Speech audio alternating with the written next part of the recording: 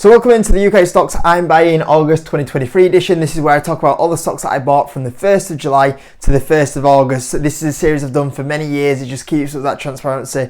So you guys know what I'm buying, know what I'm selling. There's no stocks that are bought in the background secretly or sold secretly in the background. If you watch this video series and my US video series, you always know what moves I'm making in the market. And today I'll go through the stocks that I bought and sold during that time period. Now there's a lot on the UK side, so whereas you saw when I did my US video, I wasn't really seeing that much opportunities. The stock market, the S&P was rallying up a lot. I think it was up nearly 8% alone during that time frame. So there was only, I think, 2 stocks or 3 stocks I bought. Whereas on the UK, I was seeing a lot of opportunities on the UK market. Now, funny enough, since then, the US market has joined in the kind of dip with the UK market, especially the really interesting thing is on the US market, a lot of stocks have been bringing out earnings, and earnings have actually been pretty good. The latest one was Alibaba on Thursday, I believe, last week. They brought out, in my opinion, the best earnings I've seen from Alibaba for probably 12, 18 months. And then the stock is lower than where it was when it brought those earnings out. And that's just a prime example. I guess you could say it's a Chinese company, I guess, really. But it was another one added to the list of stocks in the US side that have gone down after really good earnings. So the difference is going into this month is that you probably won't see me buy as many UK companies as I did this month, because I'll be back buying a lot more on the US side of it. But there's still a lot of opportunities I feel like out there anyway. So let's get started. And as always, if you do want to know what I'm buying and selling in real time, the place to be is on Patreon. Join through there, you get my live buy and sell alerts, so you don't have to wait for this video series every month. As well as that, you get 2 exclusive videos a week. One of them is the earnings review that I've just dropped this week. I'm going to do another portfolio review as well later on this week on the Patreon. And there's a Discord with 500 members to talk to about stocks, including me. And it's only £5 a month. It's the best way to support the channel for helping me provide all this information free on the internet for you guys. Well, let's get started onto the stocks. So, National Express or Mobico Group PLC with the new horrible name change.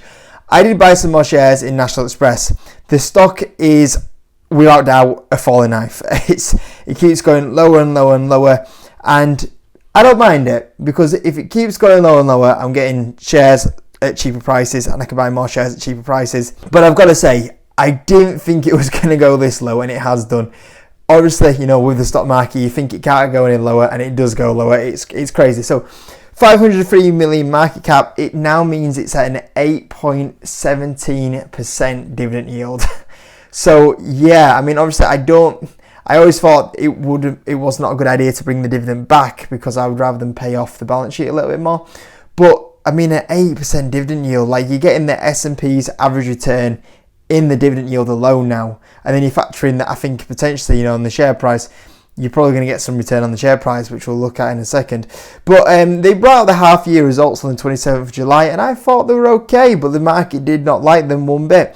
H1 was a little bit weak on the profit side of it. A lot of that was to do with the inflationary pressures, and they haven't put their cost efficiencies into place yet, but they will happen in the H2, and we should see profit move back in line with revenue, which the market seems to think it won't do, and that seems to be why the share price is going lower. But I looked at the results, the recent results, and I thought the half-year results were good. Obviously, it would have been better if they got the inflationary recovery of the profitability a little bit earlier in, but they were still fine. Financial year 23 operating profit still expected to be 200 to 215 million. If we look at the EBITDA point of view, it's going to be somewhere obviously around there. So I mean, you look at that and straight away you're looking at, you're probably trading at 2.5 times EBITDA. Like, that's the sort of level you talk about when a company's on the verge of bankruptcy. But when we look at the cash balance, you'll see that they're not near bankruptcy, which is crazy. So, I mean, obviously that's something straight away to kind of point out. Revenue was up 18.5%. In constant FX, it was up 14.4%. So obviously that was really good. Group adjusted operating profit was up 57 million compared to 19 million. You can see here that the EPS was down though, because of a few costs that did happen in this quarter, and that's why it was a loss on the bottom line. But free cash flow, as you can see here, went from 63 million up to 80 million free cash flow. Once again, if we do somewhere similar, previously, you know, you're talking that you're up about 160 million free cash flow. Once again, you know, you're talking about a company that is just around 3 times free cash flow, which is absolutely crazy. And as well as that, they did actually pay down, which I think went a little bit under the carpet, they did actually pay down the debt. As you can see here, they went from 946 million down to 908 million. So that, one of the biggest things that people use against this is the debt. And actually, when you look at it, it's coming down. I won't go much longer into this because only a week ago on the Patreon I did do a full earnings review into National Express and my thoughts. So you guys obviously on the Patreon know most of this. But there was also a few other positives that I did point out in the earnings review with this earnings. Now, obviously, when you look at the company, we should go back to profitability sometime soon. What we'll go back to, we'll see. But I mean, if we're talking about 84 million profit next year, which I think they probably could get more than that, to be fair. But if they get to 84 million in profit next year, you're only talking around about 5 times earnings. 5 times earnings for a company that's putting decent amounts of growth in is absolutely crazy. We talked about it from an EBITDA point of view. We talked about it from free cash flow point of view, profit point of view. It just seems like the market must be thinking they can't hit these numbers, and I think they can. Obviously, we talk about financial health wise is probably the thing that people always use against the company, but the balance sheet's always been like this. It's not cheap buying trains and buses. The big thing that I would point out to is that at the end of the day, they still sit on 356 million of cash. So, and then if they are going to lose a little bit of money, 20, 30 million, they can probably afford to do it for 20, 30 years, 8, 6, 7, 8, 9 years. So they've got a lot of runway on cash, and realistically, probably by the time we get to next year, they're going to be profitability anyway. So it's not going to be a big major. In fact, we'll probably hit profit the second half of the year. We're going to get to really good amounts of profitability next year when all these cost efficiencies come in, which is just I just don't understand, and it's probably why the insiders are now really starting to pick up the shares, which obviously is a really good confidence boost as well. Obviously, a lot of them have been picking up in the £1 range. Now, the difference is that for us guys is that they picked it up in the £1 range, but if we wanted to, we could probably pick it up in the 82p range. So yeah, I just don't know what's going on really, because for me the results are good, but yeah, the stock's going lower and lower. So yeah, it's crazy. Next one is Supreme. So Supreme is totally the opposite to National Express, so obviously this one keeps going up. So it's a different story here, especially since the recent trading update. Since this time frame, the stock shot up over 25%. It's still 12 times earnings, which I think is relatively cheap for the company. I think we should be talking about maybe a higher multiple on this one. Also paying a bit of a dividend yield, and I keep averaging up on this position. I'm probably not going to average up any more on the position. For me to buy more, it would have to go a little bit lower, but I have been averaging up on Supreme because the results are just absolutely fantastic, and I still think the valuation is cheap. If you don't know what the company does, it's a manufacturer, a brand owner and a distributor of a lot of products through lighting, protein, vapes, batteries, and the way that a lot of it works is basically they got a good distribution center as well as owning products. They kind of get their products into a few stores, and then they kind of sell, we also sell this, how about you sell our batteries, how about you sell the vapes, and especially it's moving more into a vaping brand now, because the vaping part of the business is growing rapidly. If we look at the recent results as well that came out on the 5th of July, this is why I averaged up very, very good. So they said robust trading across financial year 23 and underpinned by an outperformance in the vaping category. And they said they had records level of cash generated, very positive outlook, supported by a significant profit upgrade for 24, revenue growth of 19%, half which was driven by earning-enhancing acquisitions and the rest from organic growth. They said the outlook has been very solid start to 24, and as a result, the board expects adjusted EBITDA to be ahead of expectations. In addition, the group now expects to generate further 25 to 30 million of revenue and around 2 million incremental adjusted EBITDA in financial 24, respective of master distribution appointment within the UK's leading vaping brands, Elf Bar and Lost Mary. As a result, the board now anticipates that trading in 24 will be significantly ahead of current consensus. Now, the big thing is, like I said, as I said there, they won a major distribution for a vaping brand. The UK's leading vaping brands, Elf Bar and Lost Mary, are now going to be distributed by Supreme. So they're going to be selling their own brands, which is 88 Vape, but also distributing one of the biggest brands out there as well. And it's funny that they've actually come to Supreme to distribute them. That must show how good of a distributor they are. So obviously the big thing will be the generation of sales through vaping, which will be the leading driver of this, but also the other products and categories were doing very well for this company. So I mean, you got a company here that's outperforming, obviously growing profitability very well, growing at very good rates, 12 times earnings, 2% dividend yield. Very good results, and I averaged up on them results. Next one's S4 Capital. So going back in the other direction, this stock is another one, a bit like National Express, that's been on a bit of a downtrend. I actually bought this before it brought out this profit update or trading update, which is probably worth pointing out. So they came out with a trading update or profit warning, basically saying they're going to lower the guidance for the back end of the year. They basically said that revenue was going to be in 2 to 4% compared to 6 to 10%, so downgrade there. And also operational EBITDA as well was a bit of a downgrade, but this wasn't downgraded as much. It was only downgraded about 1.5%. So a bit of a profit warning for for S4 Capital, and that's not a surprise when you look at the likes of Snapchat, WPP.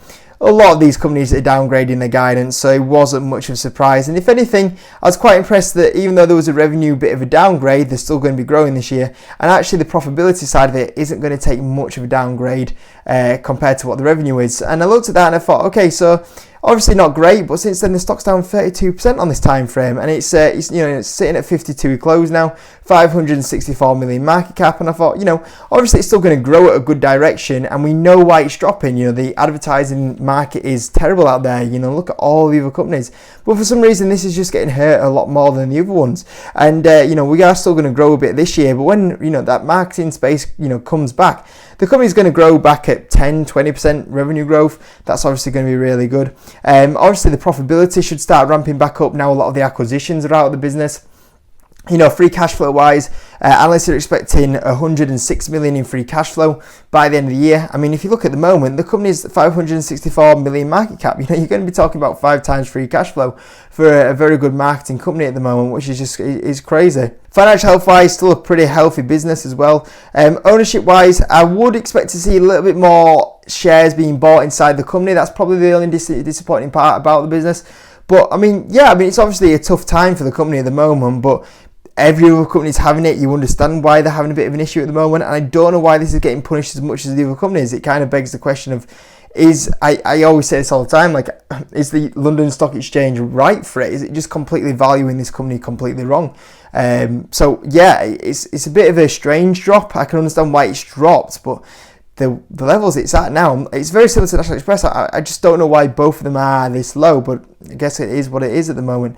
Next one is AlphaWave. So this is once again back in the other direction. This stock has done absolutely amazing. The stock is carrying on going up, and this is probably going to be the last buy that I do in AlphaWave. It'll have to go lower for me to buy any more shares in AlphaWave, just because I want it a cheaper valuation, and also because the risk aspect to it as well. It's a bit out of my circle of confidence, and I just don't know if I can trust myself to buy at these levels and to make it a bigger position. So we'll see if it drops, but it looks pretty good what's going on at the moment. Obviously these guys do silicon IP, they do chiplets, which is going to be a big growth sector, custom silicon and connectivity products. So obviously these guys are going to do very well from semiconductor sales, chiplet sales, and also the growth of 5G, AI in particular, and they should do very well from this space. And we've seen them win a lot of customers recently, which was also in their Q2 trading update, which came out on the 20th of July, and basically repeated some of them. Also said about reducing the amount of China business that they do have, which I think a few people are worried about. I mean, licensing and NRE was up 150%, royalties and silicon orders up 290%, new bookings were up 196%, and the sales look absolutely fantastic. The revenue growth should carry on growing at very good rates. Profit should start ramping up as well with the revenue growth as well. We'll be talking hopefully by a year's time, nearly 80 million profit. Obviously that puts you at a very attractive levels, 13, 14 times earnings for a company growing at very good rates.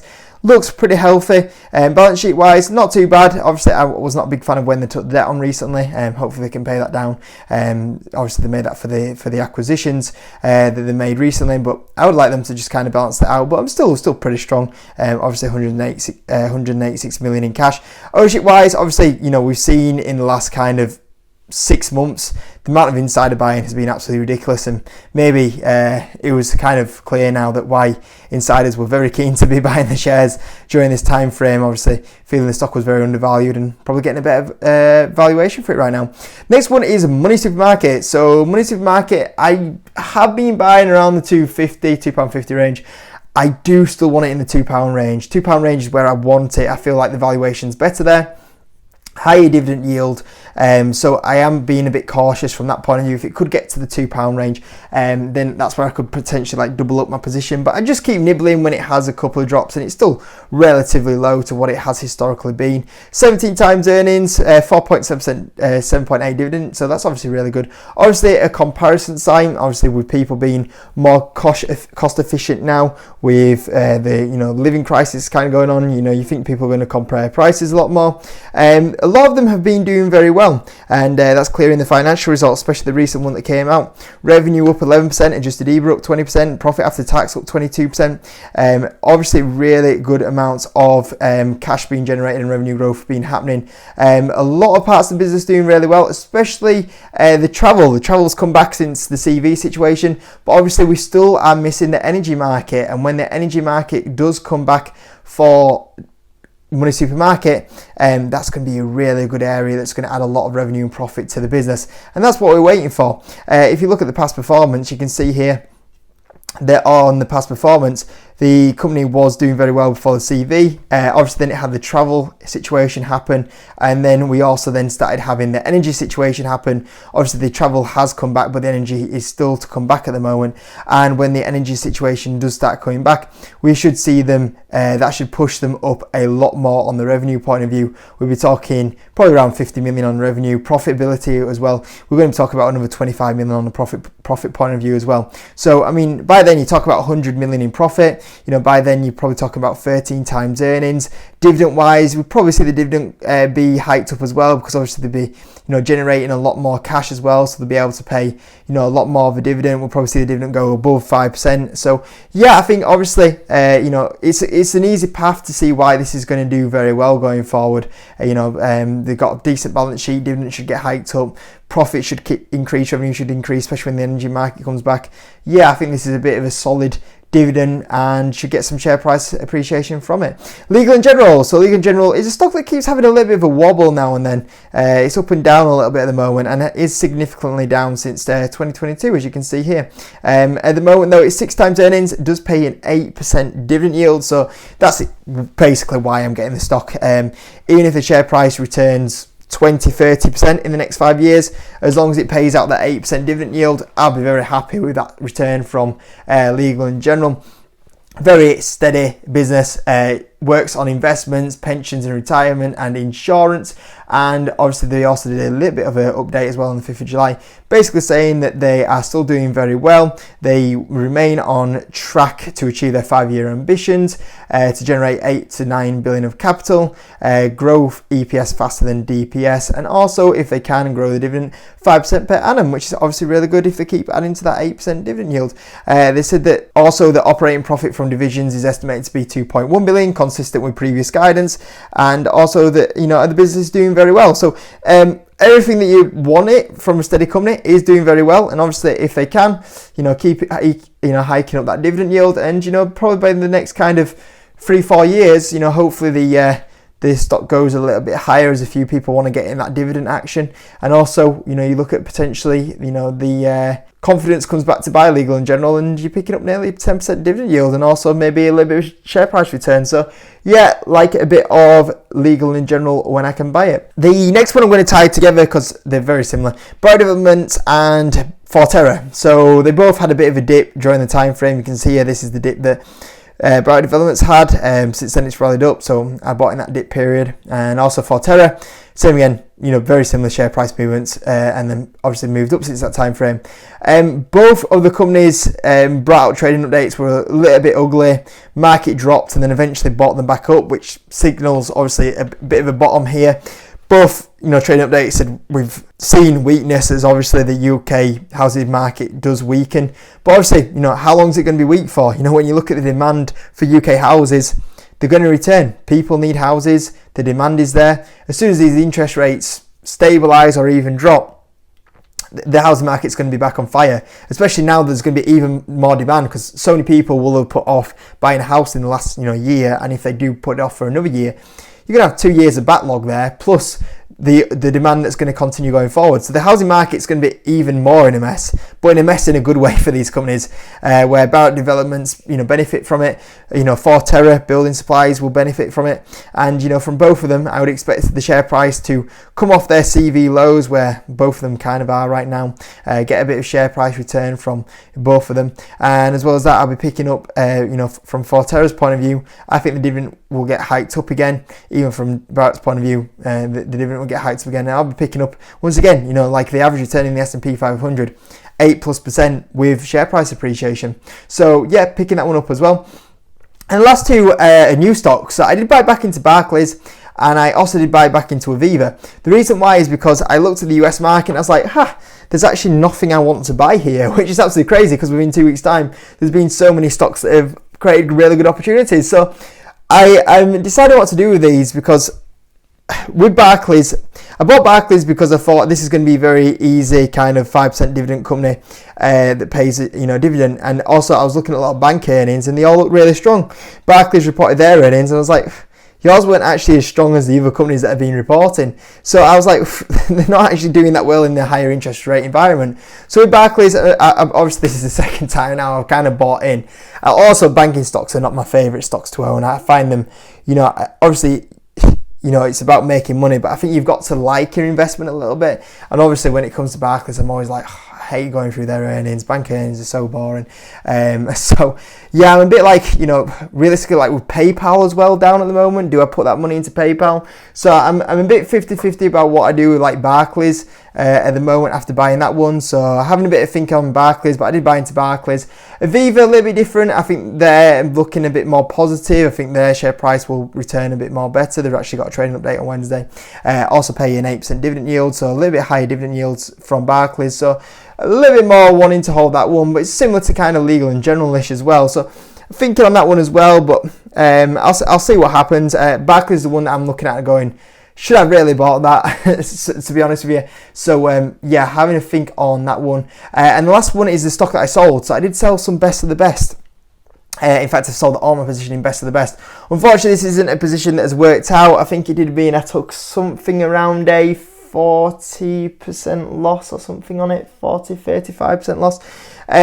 Yeah, I did take a loss. Unfortunately, not by choice. I thought at 9% with good profit, good balance sheet, good dividend yield, they'll do okay. I thought I'd be able to kind of get out of that one with maybe a bit of profit, but unfortunately, the AIM market, the Wild West of the stock market, absolutely stitched us over. Unfortunately, the management team has stitched us over with that. They did accept an offer.